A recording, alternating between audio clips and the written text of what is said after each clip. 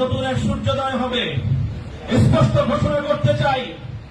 আর যদি একটা গুলি চলে, হেফাজতে ইসলাম বাংলাদেশ ঘরে বসে থাকতে পারবে না।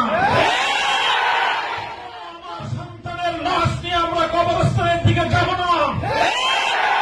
পরবর্তী সন্তানের লাশ কাঁধে আমির হেফাজত ইনশাআল্লাহ রাজপথে যখন নামবেন, টেকনাফ থেকে তেঁতুলিয়া পর্যন্ত পথ ভাঙ্গা সেই গণজোয়ার রুখে দেওয়ার সাধ্য কারো হবে না।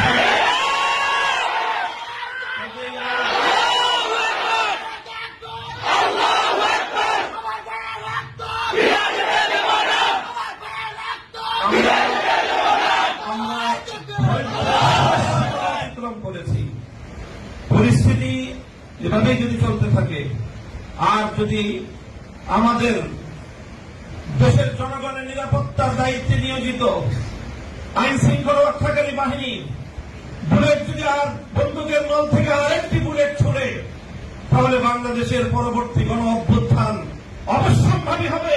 সে অভ্যুত্থান রুখে দিলে কেউ পারবে না। আমরা আল্লাহ পাক রব্বুল আলামিনের কাছে দোয়া করব, যারা বৈষম্যের বিরুদ্ধে জীবন দিয়েছে, অত্যাচারীর হাতে যাদের প্রাণ গিয়েছে, তারা নিঃসন্দেহে শাহাদাত বরণ করেছে। কাজে সেই শহীদদের আত্মার মাগফিরাত শুধু নয়, বরং শহীদদের শাহাদাতের কবুল হওয়ার জন্য আমরা দোয়া করবো আল্লাহর কাছে।